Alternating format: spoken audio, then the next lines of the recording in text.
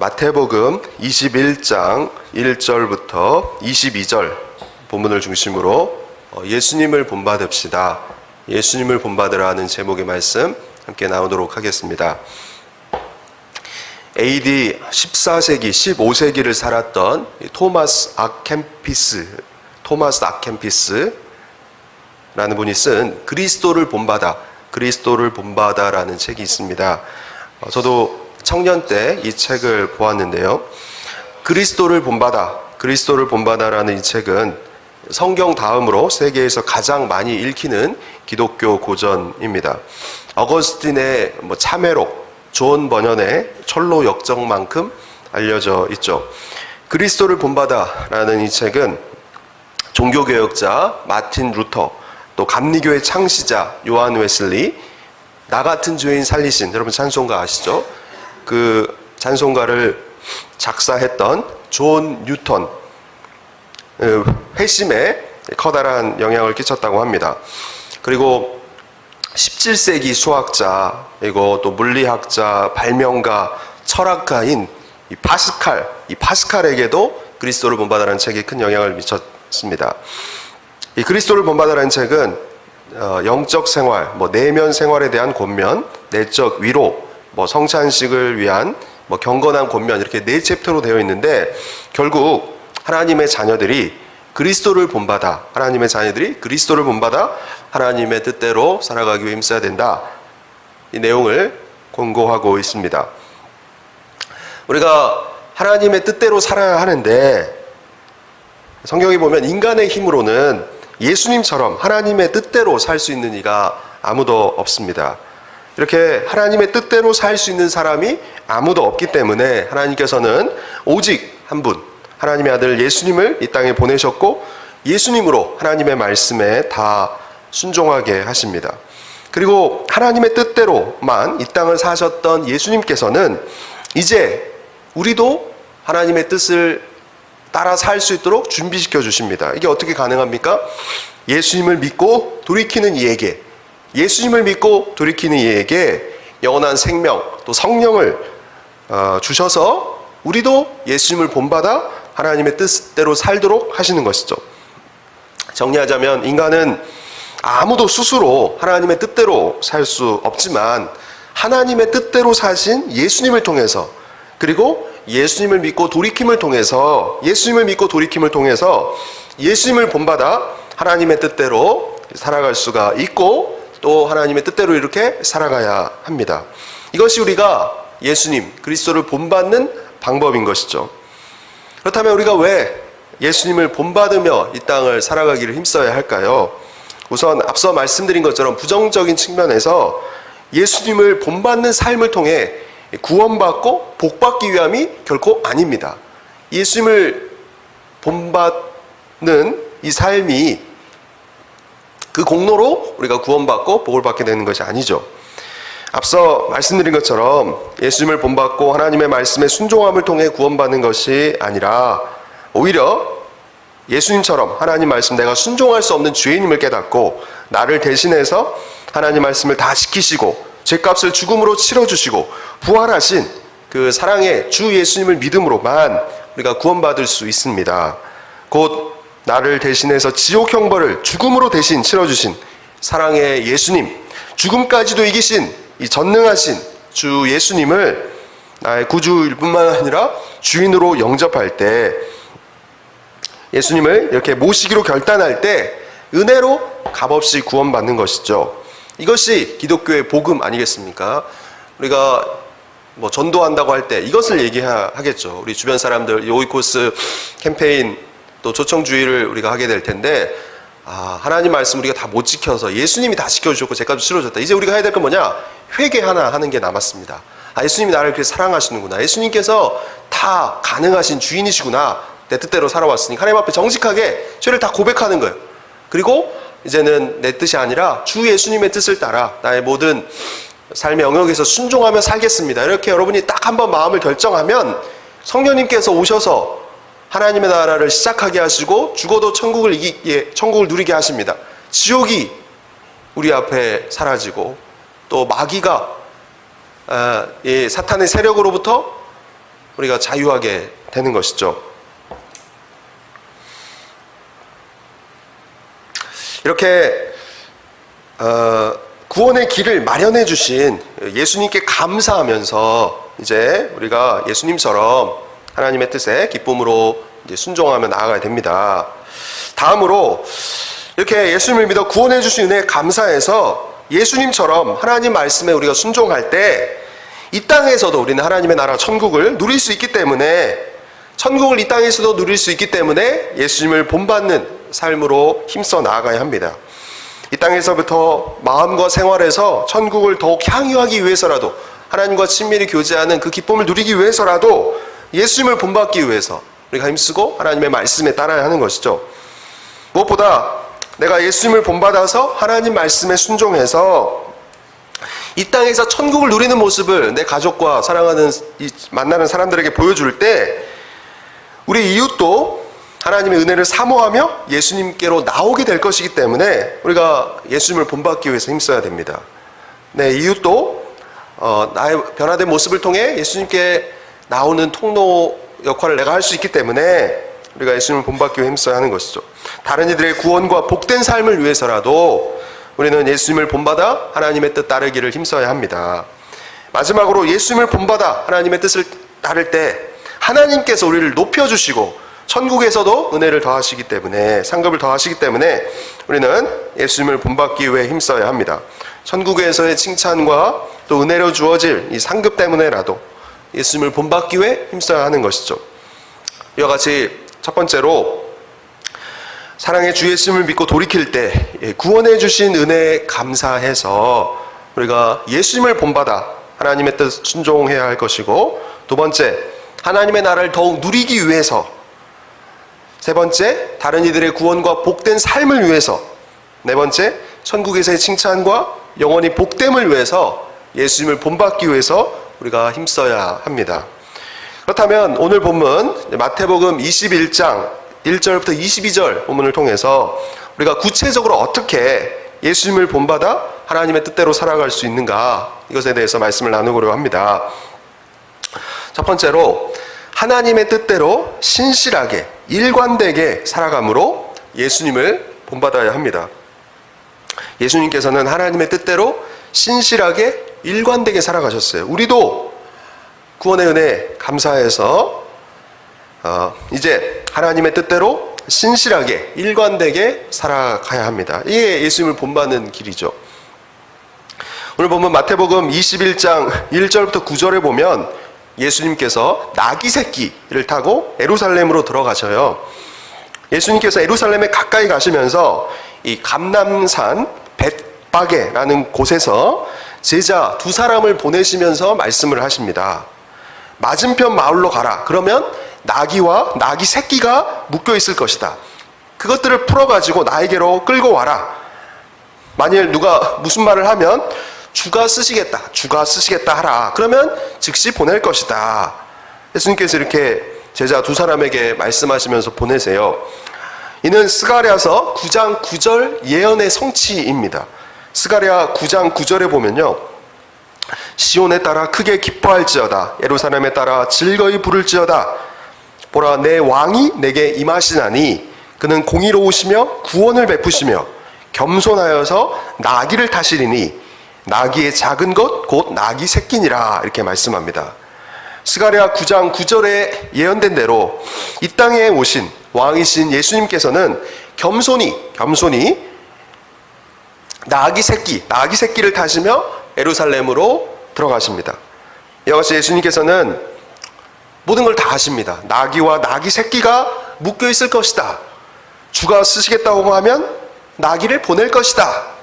겸손한 왕이 나귀 새끼를 탈 것이다 하는 스가랴 예언을 다 알고 계시면서 이제 예루살렘으로 하나님께 주신 목표를 향해, 사명을 향해 나아가시는 것이죠. 전지하신 예수님의 생애는 한마디로 신실하게 하나님 말씀에 순종하신 삶입니다. 예수님께서는 하나님의 뜻대로 이 피조세계인 이 땅에 하나님이시면서 사람으로 오셨죠. 그리고 이 땅에서 성령에 이끌려서 마귀에게 시험을 받으셨고 승리하셨습니다. 예수님께서 이 땅에 계실 때 죽은 자들을 살리셨죠. 병든 사람들을 고치셨습니다. 사람에게서 귀신을 쫓아내셨죠. 모욕과 멸시를 당하시며 십자가에 못 박히셨고 부활하셨으며 성령을 믿는 사람들에게 지금도 보내주십니다. 이렇게 예수님께서는 철저히 자신의 뜻이 아니라 하나님의 뜻에만 순종하심으로 하나님을 영화롭게 하시고 복되게 하신 것이죠. 예수님은 참으로 하나님 앞에서 신실하게 하나님의 뜻대로 사십니다. 그렇다면 우리도, 예수님을 믿는 우리도 예수님을 본받아서 이제 하나님의 뜻대로 신실하게 살아가야 할 것입니다. 저를 따라해 보겠습니다. 신실하게 하나님의 뜻을 따라 삽시다.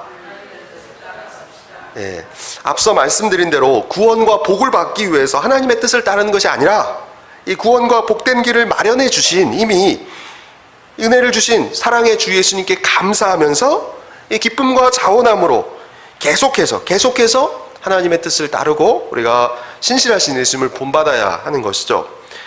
그런데 이런 예수님과 달리 오늘 본문에 등장하는 무리와 예수님의 제자들은 신실하게 일관되게 하나님의 뜻을 따르지 않습니다.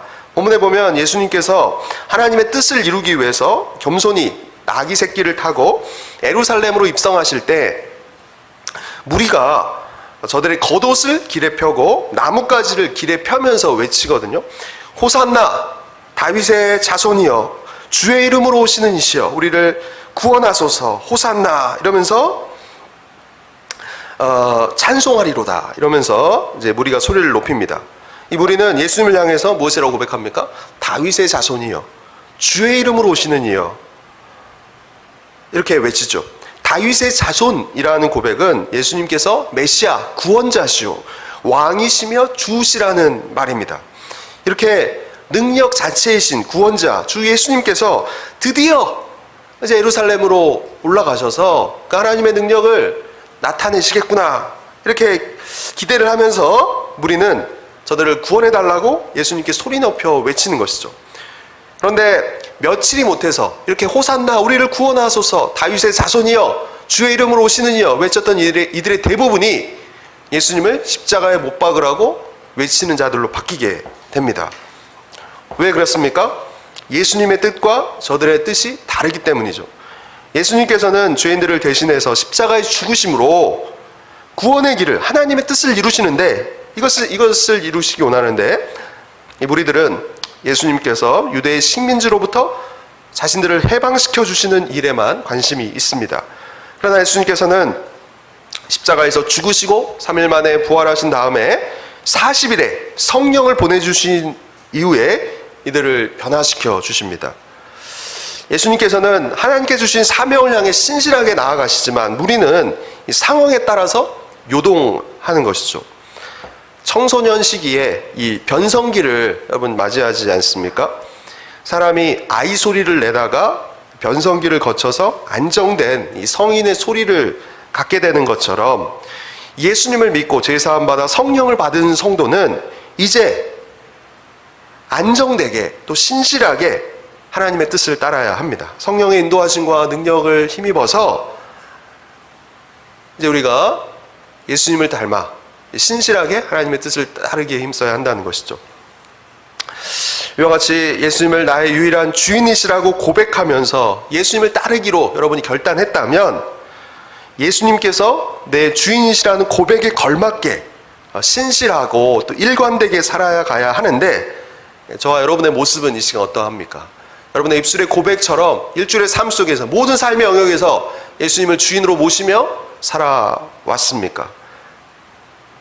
혹 고백은 고백이고 삶은 삶이다. 고백과 삶이 다르지는 않습니까?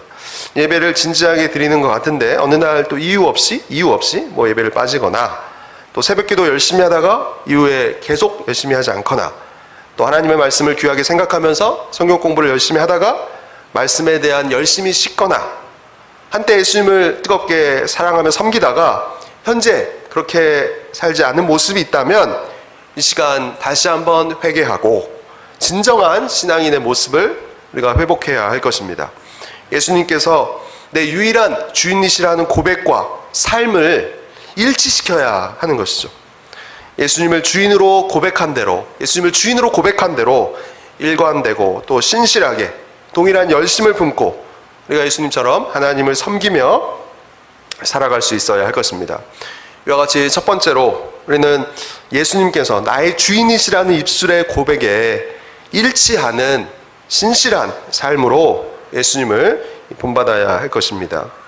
두 번째로 우리는 하나님과의 교제를 최우선시하시며 목표를 향해 나가시는 예수님을 본받아야 합니다. 저를 따라해 보겠습니다. 하나님과의 교제를 최우선하시고 목표를 향해 나가시는 예수님을 본받읍시다.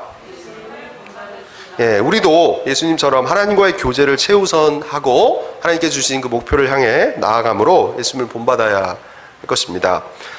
오늘 본문 마태복음 21장 10절과 16절에 보면 예수님께서 나귀 새끼를 타시고 예루살렘에 입성하실 때 가장 먼저 어디로 가시느냐? 성전에 들어가십니다. 예수님께서는 성전에 들어가셔서 매매하는 자들을 쫓아내세요. 그리고 돈 바꾸는 사람들의 비둘기 파는 자들의 의자를 둘러 엎으십니다. 그리고 예수님께서는 이사야 56장 7절 말씀을 인용하십니다. 여기에 보면 내 집이 만민이 기도하는 집이다 이렇게 기록되어 있는데 너희가 강도의 소울을 만든다 라고 하시면서 예수님께서 성전을 깨끗하게 예루살렘에서 가장 먼저 일을 하신 것이죠. 하나님께서는 우리가 하나님과의 교제를 최우선하기를 원하십니다. 구약시대 성전이 왜 존재했을까요? 우리가 수요일날 성경 공부하면서 성막에 대해서 보지 않았습니까? 오늘날에 예배당이 있지만 구약시대에는 솔로몬 성전 지어지기 전에 성막이 있었죠. 근데 성막이 존재하는 가장 큰 이유는 하나님과의 깨어진 관계를 회복하고 또 하나님과의 친밀한 교제를 누리기 위함입니다. 바로 하나님과의 만남을 위해서 구약시대의 성전, 성막이 존재했고 오늘날 교회 예배당도 그러한 목적 때문에 존재하는 것이죠. 우리가 하나님과의 관계를 가장 중요시해야 합니다. 본문에서 예수님께서는 예루살렘에 들어오시면서 가장 먼저 성전에서 하나님과의 교제를 방해하는 것을 제거하지 않으십니까? 하나님께서 우리에게 가장 원하시는 것은 하나님과의 깊은 교제입니다. 사랑하는 사람들끼리도 만나서 대화하고 또 부모가 자식과 대화하기를 원하는 것처럼 하나님께서 우리에게 가장 원하시는 것은 우리가 하나님 앞에 기도함으로 또 말씀을 들음으로 하나님과 교제하는 시간을 많이 갖는 것이죠. 하나님께서 우리가 분주해서 또 주어진 일들로 바빠서 정작 기도 시간을 놓치고 또 하나님의 음성 듣지 못하는 것을 원치 않으십니다. 우리가 하나님께 나아가 기도하고 또 하나님의 음성을 들으며 하나님과 교제하기를 하나님께서 원하시는 것이죠. 그런데 우리가 때로 하나님의 일을 한다고 정작 하나님을 섬기지 못하는 경우가 있음을 보게 됩니다. 일 중독 이런 것들을 조심해야 하죠. 예수님 하나님을 섬기기보다 하나님의 일 자체를 섬기기는 쉽고 재미있습니다. 활동을 좋아하는 사람, 이런 사람은 이게 잘 맞죠. 그렇다면 이 시간 우리가 하나님과의 깊은 만남 속에서 행복에 젖어서 이렇게 이 땅을 살아가야 되는데 하나님과의 이 친밀한 교제를 가로막고 있는 것이 무엇인가 생각해 볼 수 있기를 바랍니다. 이것들을 예수님께서 성전을 깨끗하게 하신 것처럼 이것들을 하나님과의 교제를 방해하는 것들을 우리가 제거시켜야 하는 것이죠. 기도하고 또 하나님의 말씀을 상고하며 또 하나님의 음성을 듣고 하나님과 대화하는 것보다 최우선순위로 이 땅에 있는 것은 없습니다. 이것이 최우선 되어야 하고 하나님과 교제하는 시간을 우리가 확보해야 하는 것이죠. 다니엘이라는 사람 여러분 잘 알지 않습니까? 나라가 2번이나 바뀌게 됩니다. 포로 생활하면서도. 그리고 90세가 되기까지 시간을 정해서 3번 기도하면서 그가 하나님과 교제하지 않습니까? 다니엘처럼 우리도 천하가 없어져도 또 기도하고 말씀 보면서 하나님과 교제하며 또 하나님의 말씀을 듣는 것이 습관이 되어야 합니다. 이것이 하나님을 제대로 섬기는 모습이죠. 하나님과의 교제함이 흔들리면 성도의 삶이 흔들릴 수밖에 없습니다. 경기장에서 운동선수가 어떤 결과가 결정되는 것이 아니라 연습장에서 모든 것이 결정된다, 이런 말이 있지 않습니까? 이와 같이 하나님과 대화하며 또 하나님의 세미한 음성을 들으며 하나님과 깊이 교제함이 이 가동되는 상황 속에서 우리가 공부를 하고 일을 하고 주어진 역할들을 감당해야 할 것입니다. 호흡이 먼저 되고 양식을 먹은 다음에야만 다음 단계로 나아갈 수 있는 거 아니겠습니까? 졸더라도 숨은 쉬어야 되겠죠. 우리가 무엇을 하든지 하나님의 말씀을 묵상하고 또 기도하면서 하나님께 상황을 알리고 하나님의 말씀을 듣고 하나님과 교제하는 시간만큼은 우리 모든 삶 속에서 확보가 되어 있어야 할 것입니다. 하나님과의 관계가 절대로 막혀서는 안 되는 것이죠. 그런데 오늘 이제 본문에 보면 성전 안에서 매매하는 사람들, 비둘기 팔고 돈 바꾸는 사람들의 입장을 좀 생각해 보기를 원합니다. 저들은 예루살렘에서 예배를 드려야 되니까 돈을 바꾸고 비둘기를 팔면서 나름 좋은 일을 하고 있는 것 같습니다. 명분이 아주 좋습니다. 제사 드리기 위해서, 하나님의 일을 하기 위해서 이 성전에서 돈을 바꾸고 재물을 준비하는 것, 사고 파는 것, 뭐가 나쁘냐? 명분이 좋죠. 저들은 제사를 하나님께 잘 드리기 위해서 또 성전세를 드리기 위해서 로마 돈을 유대인의 주와 반세겔로 바꿔주는 일을 하고 있습니다. 하나님을 잘 섬기기 위해서 매매하는 것이죠.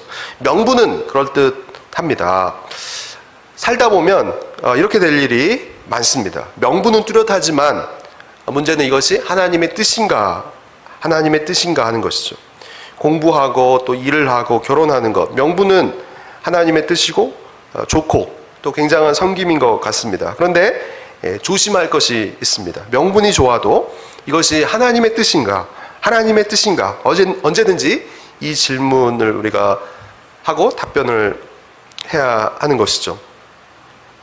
특별히 예배와 관련될 때, 또 교회, 하나님의 일과 관련되면 우리는 무엇이든 하나님께서 기뻐하는 것이라고 쉽게 생각하지만 그렇지 않을 수도 있습니다. 하나님의 뜻은 영역별로 분별해서는 안 됩니다. 예배와 또 봉사와 교회와 관련되지만 하나님의 일이 아닐 수도 있죠. 바리새인들도 하나님께 나와서 제사 드리고 하나님의 말씀을 존중한다 하고 하나님의 원대로 뜻대로 행하는 것 같지만 정반대로 행하는 것을 보게 됩니다. 예수님을 위해서, 하나님을 위해서 준비하는 것 같지만 자기 원함일 수도 있습니다. 상황과 동기에 따라서 이 하나님의 원함이 되기도 하고 그렇지 않기도 하기 때문에 우리는 이 상황에서 하나님의 뜻이 무엇인가를 잘 구분하는 것이 필요합니다. 명분보다 하나님의 뜻이 중요합니다. 저를 따라해 보겠습니다. 명분보다 하나님의 뜻이 중요합니다. 예. 그러므로 하나님 앞에서 우리가 영적 분별력을 갖기 위해 계속 기도해야 할 것입니다. 결정할 때 중요한 것은 이 분별력을 가지고 하나님의 뜻인지를 확인하고 결정하는 것이죠. 어떤 앞으로 노후나 또 내가 은퇴 후에 어떻게 살아가야 될 것인가, 또 직장 생활을 어떻게 할 것이고 공부는 어떻게 하며 또 결혼의 문제 등 이것이 하나님의 뜻일 수도 있고 아닐 수도 있기 때문에 우리가 하나님의 뜻을 잘 분간해서 예수님처럼 하나님의 뜻을 따라 삶으로 우리가 예수님을 본받을 수 있어야 하는 것이죠. 이와 같이 우리가 하나님과 교제하는 것을 최우선순위에 두고 또 명분보다 하나님의 뜻을 분별하면서 하나님의 뜻을 따르고 또 예수님을 본받아야 할 것입니다. 그리고 우리 인생의 목표가 무엇인지 이 시간 다시 한번 정리할 수 있기를 바랍니다. 지난주 수요일에 교회가 무엇인가라는 성경 공부를 예배 시간에 하게 됐습니다. 교회의 사명이 무엇인가? 성도의 사명, 성도가 이 땅에 존재하는 이유가 무엇인가? 첫 번째로 예수님을 높이는 것이다 말씀을 드렸습니다. 어떻게 우리가 예수님을 높일 수 있습니까? 예배를 통해서 예수님을 높일 수 있죠. 회중과 함께 드리는 예배, 하나님의 임재를 경험하는 예배,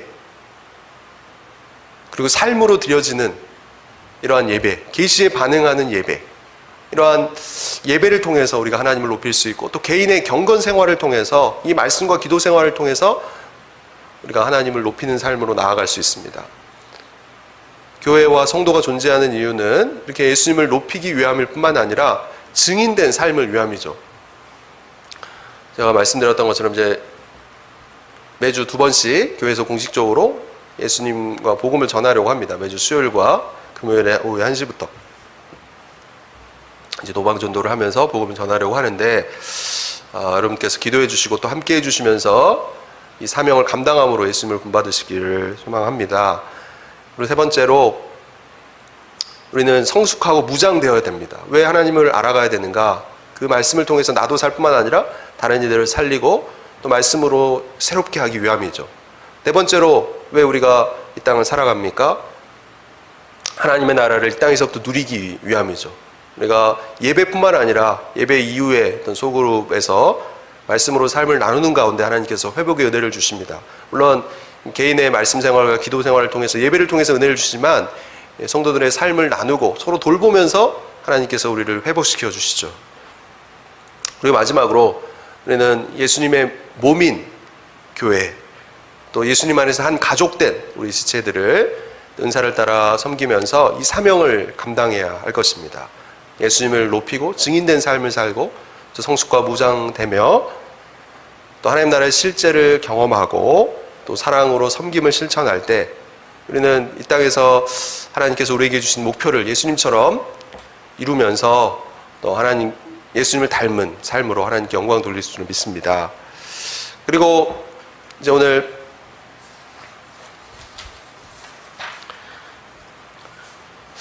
마태복음 21장 17절부터 22절 마지막 부분에 보면 열매를 맺으시는 예수님을 우리가 본받아야 합니다. 우리도 열매를 맺음으로 예수님을 본받아야 하죠.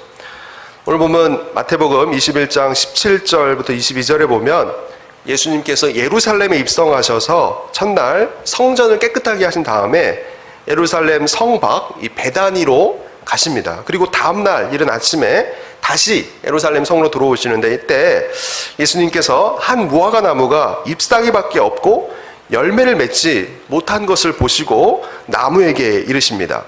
이제부터 영원토록 내가 열매를 맺지 못하리라. 그러자 이 무화과 나무가 마른 것이죠. 무화과 나무는 잎사귀부터 보이고 보통 그 이후에 열매를 맺는다고 합니다. 그런데 예수님께서는 아직 때가 되지 않아서 열매를 맺지 못하는 그 무화과 나무를 향해서 더 이상 앞으로 열매를 맺지 못할 것이다 라고 하시면서 저주를 하시죠.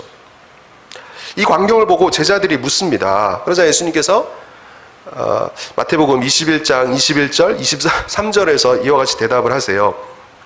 믿음이 있으면 무화과 나무에게 된 이런 일만 할 뿐만 아니라 너희가 산더러 들려 바다에 던져지라 하여도 될 것이다.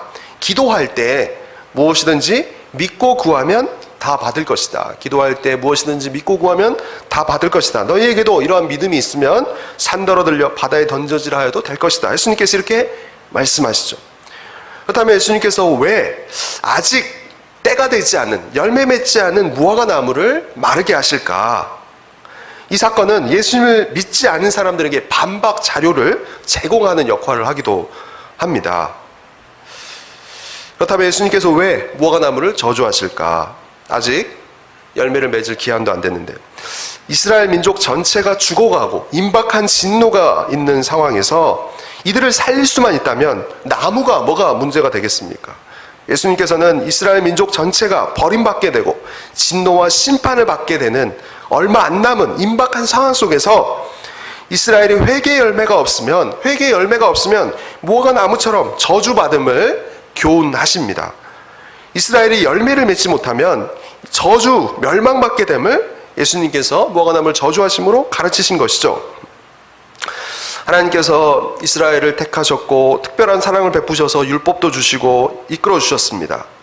구약시대 하나님께서 사사와 선지자들, 왕을 보내셔서 저들을 사랑하셨지만 저들이 끝까지 불순종한다면 하나님께서 그들을 버릴 수밖에 없다는 것이죠. 열매 없을 때 하나님께서 심판하십니다. 이 땅에 하나님께서 우리를 내실 때도 열매를 기대하심입니다. 하나님께서 주신 우리에게 주신 뭐 은사나 건강이나 시간을 통해서 열매를 하나님께서 우리에게 기대하시는 것이죠.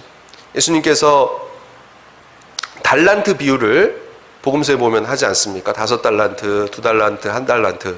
근데 5달란트, 2달란트를 받았던 종은 열심히 일해가지고 그만큼의 열매를 맺습니다. 그런데 1달란트 받았던 종은 그것을 땅에 감추고 주인이 올 때까지 기다리죠. 주인이 왔을 때 5달란트, 2달란트를 가지고 열심히 일해서 남긴 종은 착하고 충성되다 칭찬하시지만 1달란트를 땅에 묻은 종은 악하고 게으르다라고 책망하시면서 그 있는 것도 빼앗는다. 예수님께서 이렇게 말씀하지 않습니까? 그래서 우리는 이 땅에서 열매를 많이 맺고 훗날 예수님을 만나야 할 것입니다. 그럼 어떤 열매를 맺어야 하겠습니까? 앞서 말씀드린 것처럼 우리가 하나님께서 주신 그 사명을 잘 감당하는으로 열매를 맺어야 되겠죠. 예수님을 믿고 하나님의 나라를 누리는 열매, 또 예수님을 믿고 변화된 우리 인격의 열매, 또 나를 통해 예수님을 믿게 된 이들로 인한 그 열매, 또 성숙하고 무장된 열매, 또 예수님 안에서 한 가족 되고 예수님의 몸인 교회를 향한 사랑과 섬김의 열매, 이러한 열매들을 우리가 풍성히 맺어야 할 것입니다. 시간이 그렇게 많지 않습니다. 마지막 심판날과 결산날에 후회하지 않도록 이 땅에서 우리가 열매를 많이 맺어야 하죠. 또 회개함으로, 기도함으로, 하나님 말씀에 순종함으로 우리가 예수님께서 기대하시는 열매를 맺어서 예수님을 본받기 위해 힘써야 할 것입니다. 예수님께서 순종과 죽음을 통해서 지금도 이렇게 무수한 열매를 맺고 계시지 않습니까? 그렇다면 이 시간 우리 생을 돌아보면서 지금까지 내 삶에 어떤 열매가 있었는지 생각해 보시길 바랍니다. 내가 하나님 앞에 보여준 열매는 무엇인가? 자연물은 그 열매가 분명하지 않습니까? 사과나무는 사과 열매를 맺고 배나무는 때가 되면 배의 열매를 맺죠. 그렇다면 나는 하나님 앞에서 어떤 열매를 지금 맺고 있습니까? 주님 앞에 설 때 이것이 내 열매입니다. 이렇게 우리가 하나님 앞에 고백할 수 있어야 할 것입니다. 우리는 열매 맺음을 위해서 이 땅에 남겨준 존재이죠. 예수님 앞에 내놓을 열매를 이 땅에서 잘 준비하며 우리가 하나님 앞에 설 수 있어야 할 것입니다. 오늘 예수님을 본받으라는 제목의 말씀을 이렇게 드렸습니다. 우리가 어떻게 예수님을 본받는 삶을 살아갈 수 있겠습니까? 예수님을 믿어서 죄 용서 받은 하나님의 자녀들에게 이제 성령을 주셨기 때문에 성령을 따라 성령 충만함으로 신실하게 예수님처럼 계속 하나님의 뜻에 순종하며 나아갈 때 우리는 예수님을 본받는 삶이 될 수 있을 것입니다.